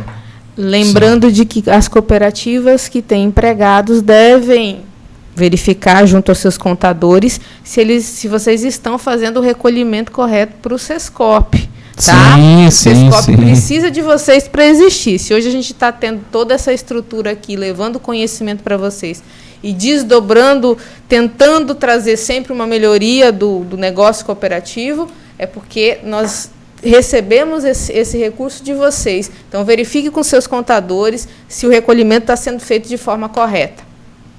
Perfeito. E assim, a relação entre dirigentes e cooperados, eu até trouxe aqui, a gente até adiantou esse debate logo no início, mas é importante deixar bem claro, olha, que lá no Código Civil, já não é nem a lei do cooperativismo, o 5764. No Código Civil ele diz, são características da sociedade cooperativa, lá no inciso 5º, o quórum para a Assembleia Geral funcionar e deliberar fundado no número de sócios presentes à reunião e não do capital social representado. Por que eu trouxe esse item específico? Que assim, que a Assembleia Geral ela funciona como deliberação... Ele vai passar ali. O que foi? Ah, tá, ele vai passar lá. Bem, lá no 5. Porque quando se fala em decisão de cooperativa, a primeira coisa que fala é somente da Assembleia Geral. Mas a Assembleia Geral ela é o órgão mais importante para fazer as deliberações coletivas. Isso aí tem que ser valorizado. E como tal, como o próprio Código Civil está dizendo, ele não traz restrições com relação ao funcionamento. Ele não diz que a cooperativa tem que funcionar assim, assim, assim, assado somente. Porque, por exemplo, se você fazer um comparativo como uma outra sociedade empresária, como sociedade anônima, sociedade comandita por ações, outras sociedades, existem umas regras específicas, previstas até em lei, por exemplo, a lei das SAs, criando uma série de requisitos para serem cumpridos, prazos para a diretoria apresentar a prestação de contas, enfim, várias outras normativas que têm que ser previstas e que não dá tanta liberdade para as SAs pactuarem, diferente de uma cooperativa, que dá uma liberdade maior para que seja pactuado. Então, você acaba tendo a possibilidade de pactuar, quando eu digo pactuar, de acordar entre os cooperados várias outras oportunidades alternativas para fomentar cada vez mais o seu negócio, do que ficar só preso naquele esquema em estatuto. Você não precisa ficar preso no esquema estatuto. Desapega, meus amigos, desapega no estatuto, num bom sentido, tá? Estatuto é espinha dorsal, tá? Mas tu não precisa ficar somente nele. Você pode estabelecer diversas outras regras de regimento interno que sejam facilitadores da sua atividade, que sejam propulsores da sua atividade, que dê maior profissionalização para as suas atividades, que dê maior segurança jurídica para a geração da cooperativa. Porque como a doutora Nelian fez a analogia ao casamento, ninguém casa com a intenção de separar. Tu casa com a intenção de ter filho, de botar filho na faculdade, de fazer várias viagens no ano, enfim. A pessoa casa com uma série de projeto de construir a casa própria. E casa com a cooperativa. E casa com a cooperativa. E casa com a cooperativa, mesma coisa. A gente, é importante ressaltar isso que o doutor Valber está falando, é exatamente isso. A gente, quando nós ingressamos, nós assumimos aquele compromisso com a cooperativa para que ela dê certo. E a gente precisa, sim, se valer de todos os instrumentos jurídicos que puder para que esse negócio dê certo, né? Ela é o nosso instrumento, ela é a nossa enxada para exercer a nossa atividade e é dela que a gente vai tirar o nosso sustento. Mas ela tem que estar toda normatizada, como o doutor Valber disse, nós podemos criar, nós temos essa liberdade, nós não estamos, a legislação não nos prendeu tanto quanto outras formas de sociedade, ela nos deu, nós somos tão democráticos que ela dá para a gente a possibilidade de, dentro da Assembleia Geral, decidir os rumos do nosso negócio. E aí, como diz o inciso, independente do quantitativo de capital social representado ali. A maioria do pessoal, sempre quando fala comigo, e eu gosto de dizer que a importância também da participação do cooperado. Porque, nesse sentido, já que eu tenho só o mínimo para a Assembleia ser validade, 10 pessoas mudam a minha vida, porque a minha vida é a minha cooperativa. E 10 pessoas, elas podem, inclusive, mudar o objeto da cooperativa, se tiver no edital. Sim, verdade. Né? Então, olha a importância da participação do cooperado. Né? Todos os pontos aqui que nós viemos tratando são importantes, mas incutir no meu cooperado a importância dele estar presente na cooperativa, não só para votar no estatuto lá que constituiu ela, mas também para discutir sobre o regimento, para saber do papel dele. Ele tem que participar, não só entregar a produção lá e lavar as mãos. O negócio é dele, como o doutor falou desde o princípio. Ele é a cooperativa, ele não é desassociado dela. Ele faz parte, só existe cooperativa se existir cooperado. E a participação dele é muito importante. Essencial. Tanto essencial para definir o seu próprio destino. Por isso que a gente traz aqui, inclusive, e aí no 1096 do Código Civil também diz que do que a lei for omissa, no que a lei do cooperativismo for omissa, do Código Civil for omissa, aplica-se as disposições referentes à sociedade simples, que é uma dos tipos de sociedade mais, como o próprio nome está dizendo, mais simples, mais singulares do nosso sistema jurídico. Significando dizer que para o negócio dar certo, você precisa ter bases sólidas.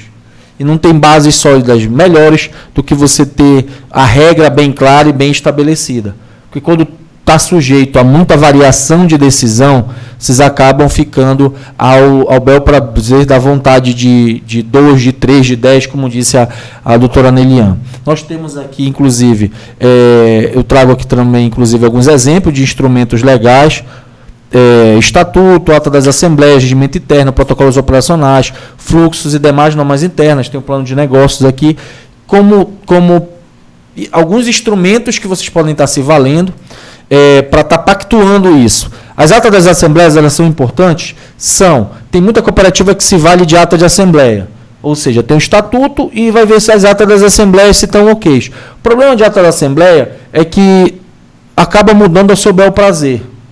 Porque uma vez julga uma coisa, decide uma coisa, depois lá na frente faz uma assembleia extraordinária, já diz o que disse na assembleia anterior, então acaba sendo muito instável. Né? E aí a gente tem que utilizar a ata das assembleias, no caso, as deliberações das assembleias, como um instrumento de pactuação das normas que realmente vão ficar. Ou seja, bora fazer um estudo detalhado de um regimento interno que porventura atenda às nossas necessidades? Qual é a competência do meu diretor operacional? Qual é o horário do meu diretor operacional? A quem ele tem que se reportar quando tem algum problema operacional? Ele vai se reportar na Assembleia Geral? Por isso que às vezes a Assembleia Geral se torna improdutiva. Por quê? Porque às vezes todos os problemas da cooperativa, todo mundo resolve trazer na Assembleia Geral. Aí vira uma briga danada, ninguém se entende, às vezes não tem Assembleia, às vezes sai diversas crises políticas dentro daí, e acaba que a tendência é que as Assembleias Gerais sejam sofrências gerais, ao invés de Assembleia Geral, o que acaba desmotivando alguns cooperados. Qual é o sentimento que o cooperado tem nessa relação aí? Eu só vou perder tempo na Assembleia Geral, é um debate, ninguém resolve nada. Estou mentindo? De forma nenhuma. Isso está no dia a dia. Então, como é que a gente vai operacionalizar para que isso se resolva? Estabelecendo o fluxo. Fluxo, que é o fluxo? Define no regimento interno como é que vai funcionar uma demanda trabalhista, por exemplo, para tratar com os funcionários. Não, os funcionários vai ser tratado dessa forma. Quem admite é o diretor, quem é o responsável é o gerente do setor. A quem vai se reportar as coisas ao gerente que leva a demanda para a diretoria, para a diretoria avaliar. Existe um fluxo processual aí, tem que ter procedimento, tem que ter protocolo. A criação desse fluxo, a gente pode dizer que é uma forma de profissionalizar a nossa gestão. É pura profissionalização de gestão. É o que nós precisamos, porque aí tu consegue visualizar o trabalho. Sabe por que você não visualiza o trabalho do dirigente? Simplesmente porque o trabalho do dirigente ele acaba sendo por demanda. Qual é a demanda? Chega uma Assembleia Geral, os teus 50 cooperados, 20 cooperados, 30 cooperados trazem um bocado de demanda. Aí aprova, discute, aí anota, não, eu vou resolver isso aqui. Ou dia a dia o cooperado vai lá e pergunta, ele resolveu, não resolveu. No final de um ano de gestão, tu não sabe efetivamente o que ficou resolvido ou o que não ficou resolvido, a não ser aquilo que está na prática no dia a dia. Quando tu gera um fluxo, tu gera número de processo, tu gera relatório, tu gera fisicamente, que não necessariamente pode ser papel, pode ser através de um sisteminha no computador, que hoje está muito mais simples aí tu conseguir isso. Tu gera um protocolo, no final do teu ano, tu pode fazer um balanço do teu ano e dizer, olha, tá aqui, nós tivemos tudo isso aqui de processo, tudo isso aqui eu tive que despacho, tudo isso aqui foi deliberado, a gente avançou nesse ponto, nós avançamos nesse ponto. Tu consegue quantificar a atividade do trabalho. Levar uma prestação de contas real, além de só de números, né? Matou a charada. É uma prestação de contas que excede os números. A gente está acostumado a apresentar só número, mas prestar conta de uma maneira geral, de todo esse fluxo, de tudo que aconteceu lá dentro. Isso. Prestação de conta não é só números, né? Não é só números.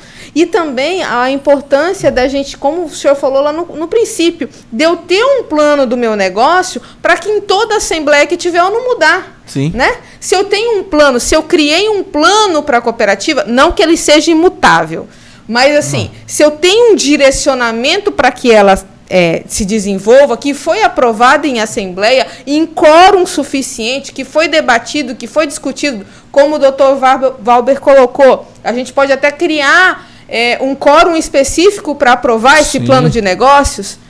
E para alterar também, se for preciso. E para alterar, se for preciso. E levar isso profissionalizar o nosso negócio. Nós precisamos continuar profissionalizando o nosso negócio se a gente quiser continuar no mercado, né? Com os nossos negócios, trazendo para o cooperado o melhor para que ele venha a exercer a dignidade dele, para que ele venha melhorar a qualidade de vida. É essa a função da cooperativa e ela precisa de toda essa estruturação para conseguir alcançar. E isso não é um bicho de 7 cabeças, gente. Vocês vão dizer, não, isso é mania de advogado, de querer botar tudo em documento. Não é mania. Isso daqui, ele materializa o teu trabalho. Não precisa ser papel físico, na verdade, eu até não recomendo papel. Eu digo para fazer via um sistema, ou para quem não tiver condições de implementar esse tipo de sistema, faz mesmo via papel. Um fluxo simples, dependendo do tamanho da cooperativa. Isso pode ser montado de forma muito simples, não precisa ser um negócio de 7 cabeças. Isso te dá um salto de qualidade, porque tu começa a quantificar e verificar como é que está construindo, como é que está sendo feito os fluxos da cooperativa. 2, tu vê a produtividade, porque tu começa a documentar a tua vida de cooperativa. Às vezes até para provar que o cara que está fazendo olha só o exemplo que eu vou buscar. Até para provar que o cara que está fazendo um exemplo de que ele cumpria atividade como cooperado, numa possível ação, tu tens documentos assinados, documentos para provar que tinha um fluxo, o cara tinha orientação, que teve curso, que ele cumpria isso, cumpria aquilo. Até porque, e aí foi até bom ter tocar nesse assunto, porque às vezes a gente depara com exclusão de cooperados, muitas vezes por mera vontade política e não por não com procedência. Não, vou tirar esse cara que é contra mim, ele não deixa eu fazer o que eu quero, está me fiscalizando muito. Isso também gera condições para que os cooperados que realmente estão compromissados, eles fiquem seguros com determinados tipos de autocracia e autoritarismos. Porque a própria legislação e próprias decisões judiciais, elas já estão claras em julgar o seguinte, de que o poder do cooperado, o poder do estatuto, ele tem limite. Quais são os limites? Alguns princípios constitucionais que são muito caros e devem ser obedecidos. Por exemplo, contraditório para a defesa. Hoje tu não exclui ninguém de uma cooperativa se tu não tiver amplo direito de contraditório para defesa em todas as fases para o cooperado. Por quê? Para evitar injustiças. Para evitar manobras políticas, infelizmente existem algumas, manobras políticas para afastar determinado grupo, para alijar outro grupo, que na verdade isso são crises que mais prejudicam, eles não ajudam em hipótese alguma. Não ajudam. O dirigente, ele não é soberano, né? Ele está dirigente. E o cooperado é que coloca ele lá, né? Ele está lá para desempenhar uma função. E a sua função é dirigir o negócio cooperativo. Se a gente tiver todos esses instrumentos atuantes lá, é muito mais fácil o trabalho da direção e impede que haja autoritarismo dentro da cooperativa. Perfeito, é isso. Essa que é a intenção. Quando a gente traz os instrumentos legais, é justamente para todos nós ficarmos atentos para isso, e a Sescop, a OCB, nós estamos aqui, enquanto advogados, prontos para dar todo o suporte necessário aqui na Casa do Cooperativismo, para a formatação desses instrumentos, para dar o devido processo, como é que isso pode ser feito da forma mais simples possível.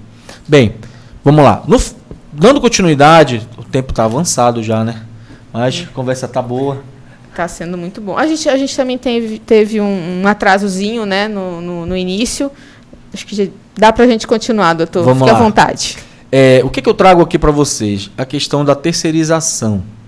Não sei se iam perguntar, mas antes de perguntar eu já estou deixando bem claro. Ótimo. Né? Eu ia perguntar, mas aí já... Sobre a terceirização, né? Bem, o que é a terceirização antes de mais nada? Bora lá para um conceito. É a contratação de um colaborador ou uma equipe de outra pessoa jurídica para a prestação de serviço em outra pessoa jurídica. Isso se entende como terceirização. Ou seja, tem uma empresa ou uma cooperativa e quer terceirizar um determinado serviço e acaba contratando uma outra pessoa jurídica para definir essa atividade. Tá? Com muito cuidado para o cooperativismo com relação a isso. Tá? A relação de emprego se faz entre a empresa terceirizada, e aí eu me lembrei dos catadores, porque foi um tema da aula anterior, ou cooperativa de trabalho. A relação de emprego se faz entre a empresa terceirizada e o trabalhador, e não direto com o contratante, como é o regime de CLT, isso no caso das empresas. Tá? Tanto por meio da terceirização da cooperativa de trabalho, com a 13.429, que é a reforma trabalhista, 2017, que entrou em vigor com a reforma trabalhista, estabelece que todas as atividades de uma empresa podem ser terceirizadas. E, por fim, para a gente dar um toque de legalidade mais ainda, o STF já se manifestou sobre isso, abrindo a possibilidade de todas as atividades de uma empresa serem terceirizadas, tanto atividade de meio como atividade de fim. Para quem não sabe, o que é atividade de meio? É aquela que não é o objeto principal da empresa ou da cooperativa. Exemplo, cooperativa de transporte é a cooperativa feita por quê? Por motoristas, correto? Que se valem do seu serviço para dirigir e transportar as pessoas ou bens ou patrimônios. Qual a atividade de meio? A atividade de meio é aquela que não é direcionada diretamente para aquela atividade. Exemplo, o fiscal de linha pode ser considerado uma atividade de meio. O servente é uma atividade de meio. A pessoa que faz a limpeza, o lavador de carro, o lanterneiro, enfim, o bombeiro, aquilo é atividade de meio, aquilo não é atividade de fim. Mas o Supremo Tribunal Federal já deixou bem claro de que pode terceirizar tanto atividade de meio como atividade de fim. Tanto que a gente traz aí a atividade de fim, aquela referente ao objetivo principal da empresa, expressa em contrato social ou registro de firma individual, e as atividades principais da empresa estão referidas na cláusula objeto do contrato social das empresas.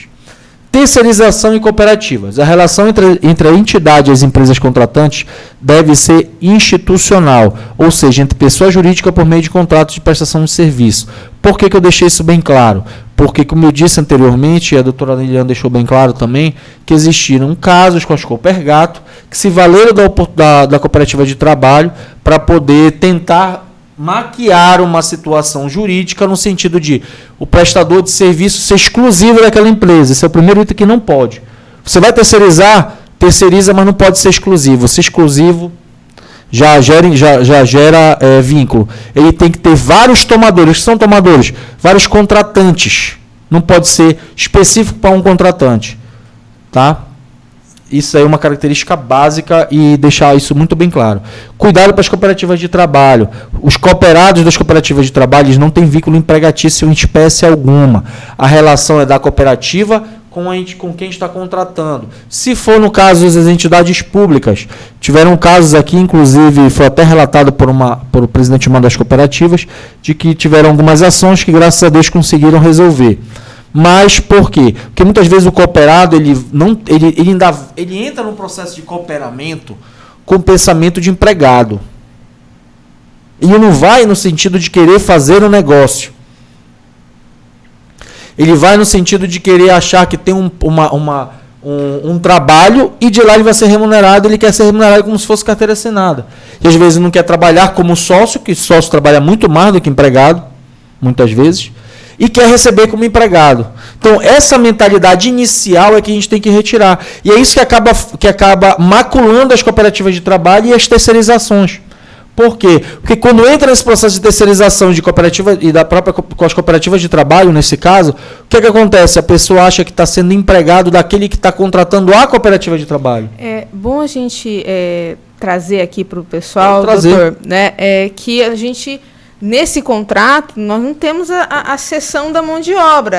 Sim, né? Sim. Então, o contrato é entre a cooperativa e aquela empresa, né? Aquela pessoa que está contratando, né?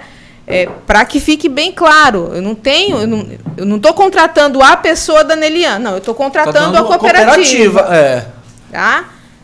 A COP é alguma coisa. É a cooperativa. O trato não é tanto que característica básica é que quem está fazendo o contrato, o contratante, ele não tem direção do trabalho do que está lá trabalhando. O que eles fazem? Ele se reporta, ele deve se reportar diretamente ao supervisor ou ao dirigente, porque quem chama atenção, quem dá advertência, quem troca não é a empresa que está contratando ou o grupo que está contratando, mas sim é o dirigente da cooperativa, é a pessoa jurídica. Deixa eu linkar, então, a terceirização, aquele seu outro assunto lá. Eu tenho que estar estruturada para saber quem é o meu coordenador. Sim, o gerente. Né? Qual é o papel dele na cobrança do trabalho que ele tem que executar, que ele tem que cobrar do cooperado. Tá? Um assunto linka com o outro. Nós estamos falando de terceirização e cooperativas aqui, mas está linkado com o assunto que o Dr. Valber trouxe anteriormente. A necessidade da gente ter instrumentos na cooperativa para o exercício das suas atividades. Perfeito. Quanto mais tiver definido isso lá, e esse perfil, esse modelo, na verdade, essas habilidades definidas, e na aplicação, no caso concreto, isso acaba dirimindo qualquer dúvida e dando segurança para as atividades. Isso serve não só para a cooperativa de trabalho, como para quem vai contratar. Por quê? Uma segurança. Nós temos aí algumas cooperativas significativas de porte que, por vezes, é mais vantagem do contratar agora com essa liberação do Supremo para terceirizar a atividade fim. Hoje sai até muitas vezes mais barato contratar uma cooperativa de trabalho para determinadas atividades do que contratar uma empresa necessariamente que vai terceirizar. Ou um empregado de fato. Por quê? Porque o empregado de fato, a gente já sabe os diversos encargos. A cooperativa de trabalho não tem todos esses encargos, porque é tudo por produção. Então acaba sendo mais um mercado a ser explorado pelas cooperativas. Tá? Hoje nós vemos, por exemplo, olha, eu vou citar um exemplo para vocês aqui, que eu vejo, e é bom que a gente está aqui no ambiente de cooperativas, e pode até fomentar isso. Eu também nem sei se tem esse tipo de cooperativa, me perdoe a minha ignorância, mas também é importante. Olha, quem trabalha em prédios comerciais ou em prédios residenciais, ou até quem já teve experiência de pagar condomínio e participar de reuniões de condomínio, sabe que o maior custo do condomínio, o que é? São as pessoas, são os teus trabalhadores.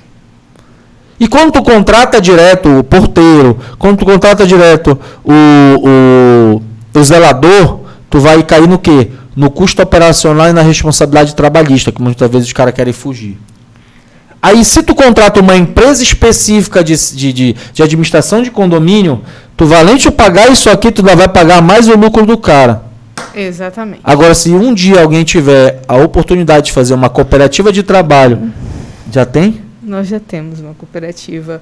A sede dela é na Nindeua, ela já está atuando. Já está atuando, legal. Inclusive, trabalhando a intercooperação. A intercooperação, nessa área de condomínio também, né? Administração. Serviços. Perfeito, tá vendo? Só que não tem como saber quais todos os setores, né? Mas, enfim, isso é uma demanda extremamente exitosa, desde que bem organizada, extremamente exitosa e bem organizada, referente a possibilidade de redução de custo. Que às vezes é 50% no custo. E se a gente for analisar a quantidade de prédios que tem, numa metrópole que nem a região metropolitana, como uma região metropolitana de Belém, porque a metrópole é só Belém, mas enfim, uma região metropolitana, nós vemos a quantidade aí de possibilidades de postos de trabalho, só pelo custo já está valendo a pena. Bem, isso é o que a gente tinha para falar de forma bem clara aí para vocês com relação à terceirização e o papel das cooperativas aí nesse processo de terceirização. É mais um âmbito de negócio para ser explorado, com condições infinitas aí de contratações, porque aí quanto mais gente morando em prédio, em apartamento e trabalhando em salas e tudo, segurança, é mais coisas a serem feitas e mais coisas a serem trabalhadas. Tá, gente? E aí, as nossas considerações finais, chegando já próximo das 5 horas, minha intenção era chegar até às 18, mas a Neliane já me beliscou aqui por baixo da mesa para terminar logo, às 17. A culpa é séria. Tô brincando. Gente, nas nossas considerações finais, a gente pontua algumas questões que a gente acha relevante que vocês têm que atentar. Uma, a importância dos instrumentos e normas internas. Volto a refletir. Da mesma forma que nós temos que pactuar as normas externas. Quais são as normas externas? Os contratos com os prestadores de serviço. Vamos amarrar contratinho lá, criar a obrigação de cada um, porque são títulos executivos extrajudiciais. Ou seja, se tiver lá amarrado o contrato com 2 testemunhas, tu não vai passar por todo um processo de conhecimento para poder ver quem tem razão. Tu já executa direto. O que é isso? Tu já vai chegar para o juiz e falar, olha, doutor, o cara descumpriu, eu só quero que ele pague a indenização referente. Tu não vai perguntar se tu tem razão ou não, tu vai obrigar que o cara pague. Ponto. Esse é importante. Facilitar a sua vida, né? Facilitar a sua vida. 2, de normas internas. Vocês que têm trabalhadores, cooperativas que têm empregados. Gente, vamos procurar a OCB, que é a representante sindical das cooperativas. Vamos fazer convenções coletivas e acordos coletivos com nossos trabalhadores. Não vamos pegar a nossa cooperativa e se pautar pelas normas coletivas ou convenções coletivas dos empregados com seus empregadores seletistas normais. Por quê? Porque a cooperativa, por lei, existe tratamentos diferenciados, tá? E eles têm que se adequar também às nossas particularidades enquanto sociedades empresárias cooperativas. Então é importante isso. Outra coisa, juntos nós somos mais fortes. Ou seja, significa dizer o quê? Se quando você vai sozinho enquanto cooperativa tentar negociar com o trabalhador, mano, o sindicato vai querer te esmagar. Essa que é a verdade. Botar a corda no teu pescoço. Quando tu vai com todo um aparato de organização, pelo nacional, regional, como é o caso da OCB, para negociar com o sindicato, aí a história é diferente. Aí é gigante com gigante. Gigante com gigante, tá? Isso fique bem claro para vocês, tanto do ponto externo. Do ponto interno, vamos criar regimentos, vamos sair do esqueminha só estatuto, bora adequar a nossa vida dentro das cooperativas em normas que nos sejam caras, que sejam importantes para a gente, que dê características de continuidade nas atividades. Essa é a principal relação que tem que amadurecer dentro das cooperativas, entre dirigentes e cooperados, cooperados e cooperados, entre os próprios dirigentes, porque naqueles regimentos é que a gente garante uma espinha dorsal, uma regra mínima, de que você não vai ter percalços no seu processo produtivo. Isso é uma atividade econômica, gente. A gente vem presenciando que o mercado em si, ele te dá diversos desafios.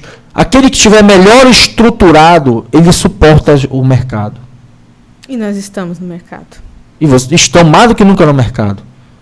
Quando vocês não estão estruturados, não estão preparados profissionalmente, juridicamente, estão amparados devidamente, qualquer marolinha acaba derrubando uma cooperativa, acaba derrubando toda essa estrutura. Isso é importante.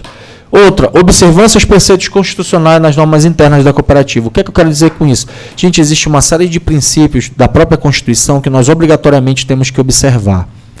Segurança e saúde do trabalhador, dignidade da pessoa humana, direitos humanos, enfim, igualdade de gênero.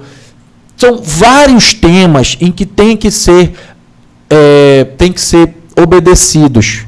sob pena de serem anulados pela lei, ou melhor, pelo judiciário, ou o que é pior, serem movidos a ações de indenização de cooperado perante dirigente de cooperativa pela própria cooperativa, em decorrência de algumas regras que acabem levando o cooperado a situações de constrangimento, a uma série de situações que podem levar a problemas futuros e até de destabilizar a própria cooperativa.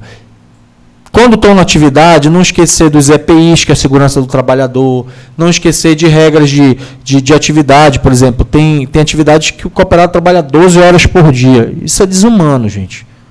Vamos criar uma expectativa, porque isso é contra a saúde do trabalhador. Se a gente for pegar as normas de saúde do trabalhador, isso é totalmente contrário. Eu suporto, isso é estudo internacional. Se for pegar o OIT, se for pegar convenções de direitos humanos, ninguém pode ser submetido a mais do que 10 horas diárias de trabalho. Tá? Então, isso acaba fragilizando a nossa atividade como tal. Por quê? Independente da atividade, aqueles que trabalham só com atividade, por exemplo, só com produção de bens, não vai criar nenhum prejuízo? Cria, gente. Qual é o prejuízo? Com a nossa própria saúde. Lembre-se que a cooperativa existe porque existe o cooperado. Se o cooperado cair doente, se o cooperado ficar incapaz, se o cooperado sofrer um acidente de trabalho por uma série de problemas de estafa, por trabalhar demais, sabe o que vai acontecer? Acabou, você está fora da cooperativa e sua família está desassistida. Então, esses são princípios constitucionais que têm que ser vistos e analisados com carinho. E ainda corre o risco de, lá na frente, que a gente não sabe, enfim, o que pode acontecer, mas pode vir com o Ministério do Trabalho e Emprego, pode vir multar uma cooperativa dessa, o Ministério o Ministério Público Estadual pode, o Ministério Público Federal pode acontecer, como aconteceu alguns tempos atrás aí, com relação ao trabalho escravo, enfim, são diversas situações que nós temos que ficar observando, que são preceitos constitucionais, e esses preceitos constitucionais têm que ser respeitados.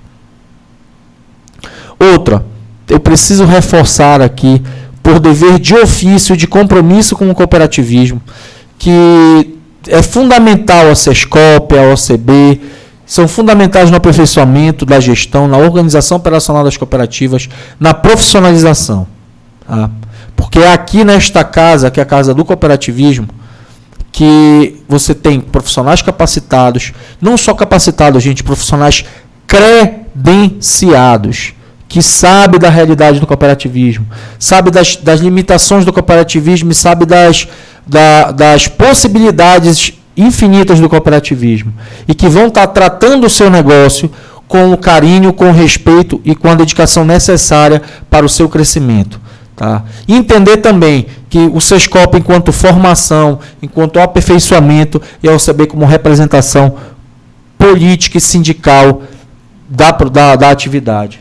Hoje, se a gente for perceber, e aí é importante a gente deixar isso bem claro, é importante porque nós temos aí como tema principal a relação dos dirigentes e das cooperativas nessas relações de trabalho. Nós percebemos que as reformas, por exemplo, trabalhistas, eu já disse para vocês, elas são frutos da pressão de quem? Da atividade econômica. Quem pressionou? Foi a empresa A ou B, bateu na mesa do presidente e falou, olha, poxa, eu preciso alterar isso aqui? Não. Foram as entidades organizadas, foi a FIEPA, foi a Fiesp, foi o SEBRAE, a OCB também teve um papel fundamental nisso aí, a nível nacional. Enfim, então quando você fortalece essas entidades de classe, você está fortalecendo o seu negócio porque você está ampliando parcerias e fortalecendo a categoria. Isso é importante ter essa consciência. Aqui estamos para ajudar e não para sugar. O investimento que você faz na contribuição para o SESCOP, para o OCB, você está economizando em pegar, desculpa o termo, mas é assim que as pessoas entendem. Está correndo o risco de pegar a canelada de uma série de profissionais que não têm um compromisso que os membros dessa casa têm. Tá? Esse é um ponto. E, por fim, vamos regularizar os cooperados e os nossos colaboradores. O que é regularizar? Aquele que for cooperado, vamos ficar atento para os atos cooperativos, ficha de matrícula, participação nas assembleias, composição dos fundos, a integralização das cotas-partes. Isso tem que estar redondinho. Isso é dever de casa para quem quer ser entendido como sério. Tu imagina eu como advogado, ou a doutora Milian como advogada, se a gente tivesse atrasada com a nossa OAB. Imaginem só. Não poderíamos trabalhar. Não poderíamos trabalhar. A gente não poderia trabalhar. Já pensou se a gente, enquanto advogado, tivesse pilha de denúncia lá na OAB porque deixou de cumprir uma série de obrigações? Você, cooperador, ia querer contratar um advogado desse? Não ia. Mesma forma o contador. É a mesma coisa a cooperativa. Tu acha que o cara que vai contratar com uma cooperativa, a primeira coisa que ele vai fazer, não vai ver o histórico da cooperativa, vai verificar se ela é profissional, se ela está comprometida, se ela realmente está com as suas atividades em dias? É óbvio. Porque se não tiver, sabe o que vai acontecer? Quem está te contratando vai acabar sendo solidário com as responsabilidades que você pode estar, que a sua cooperativa pode estar sendo acometida. Isso é fundamental. E os colaboradores, eu já disse isso para vocês, pode ocorrer uma série de situações referentes à responsabilidade solidária, você acabar tendo que pagar aí os prejuízos decorrentes de uma péssima contratação. Gente, as considerações que eu tinha era isso, eu não sei se tem perguntas, desculpem se eu me alonguei bastante, desculpa também, eu acho que deve ter algum erro de digitação que eu identifiquei aqui no decorrer, mas isso aí é só um ou dois, me perdoem, esse erro de digitação no material, e dizer para vocês que a gente está à disposição, agradecer profundamente essa oportunidade. Não preciso dizer para vocês que estou sempre à disposição da OCB, a hora que me chamarem, não pergunte se sou capaz, dê minha missão, estamos aqui para cumprir. Parceiro. Como um bom soldado, é só chamar que estaremos aqui à disposição de vocês. E mais uma vez agradecer ao Hernani Raiol, ao Júnior Serra, a Nelian, de ter me dado esse prazer. Desculpa não te chamar toda hora de doutora, porque a nossa amizade acho que nos permite estar toda hora. Nelian, Valber, Nelian, Valber, Nelian. Às vezes a gente até se pega pela nossa amizade, né, pela intimidade. Mas, de qualquer forma, meus companheiros, meus amigos cooperados, dirigentes de cooperativa, revejam esse nosso material, se vocês quiserem. Qualquer coisa, estamos à disposição para o melhor. E o que nós queremos é que vocês cresçam cada vez mais. Tá? Um grande abraço e muito obrigado. Valber, doutor, professor, mestre, foi uma aula no dia de hoje, foi muito bom. Eu quero agradecer ao senhor, em nome do nosso presidente Hernandes Raiol, em nome do nosso superintendente Júnior Serra, foi ímpar. Toda essa aula do professor Valber estará disponível no nosso canal do YouTube, para vocês poderem rever a anterior, para quem não viu, e rever de novo, porque é um material de aprendizado importante para a gente conseguir trabalhar melhor dentro das nossas cooperativas. Eu vi uma manifestação do senhor Francisco logo no início, que ele levantou a mãozinha, mas eu acho que ele já tirou, né? Demais as manifestações, doutor, foram de parabenizando o senhor pelo excelente trabalho. E essa parceria é fundamental. Como o senhor disse, juntos nós somos mais fortes. Esse é o nosso princípio cooperativista, de fazermos juntos, e o senhor é o nosso parceiro, cooperativista. Foi uma tarde maravilhosa. Temos mais alguma pergunta aí, Jardel? Não, né? Não. O material está disponível no chat, mas aqueles que tiverem interesse também entrem em contato conosco naquele e-mail que estava ali no link de chamada. E agradecer a você que esteve presente conosco, agradecer mais uma vez o Dr. Valber. Foi muito importante o dia de hoje, foi um aprendizado. A gente agora tem a próxima no dia 5 de agosto, que o tema é Identidade Visual, Importância e Resultados para a sua cooperativa. Continue participando, continue se envolvendo, vamos assistir, vamos incentivar, vamos disseminar a informação, repassar para os seus cooperados para que eles participem. Então, quando você recebeu o seu link, vai lá. Deixa eu aqui abrir o WhatsApp. Vai lá e repassa para o seu cooperado. Para que ele também venha entender um pouquinho melhor do seu negócio, para que a gente possa disseminar com um cooperado que conhece o seu papel e o seu perfil. vai facilitar o trabalho do dirigente. Uma informação aqui, que a nossa próxima webcopy ela vai tratar da criação de marca, logomarca, slogan e quais os resultados que isso gera para o seu negócio cooperativo. É negócio, gente, nós precisamos nos mostrar, né?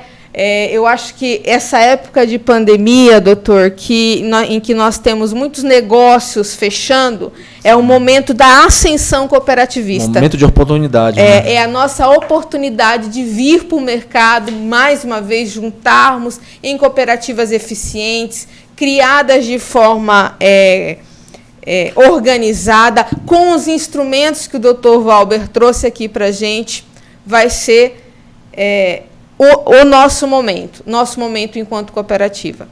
Gente, muito obrigada a todos vocês que ficaram com a gente, aqueles que vão ver o nosso canal do YouTube, e estamos contando com vocês para o próximo Webcopy PA. Uma boa tarde. Boa tarde.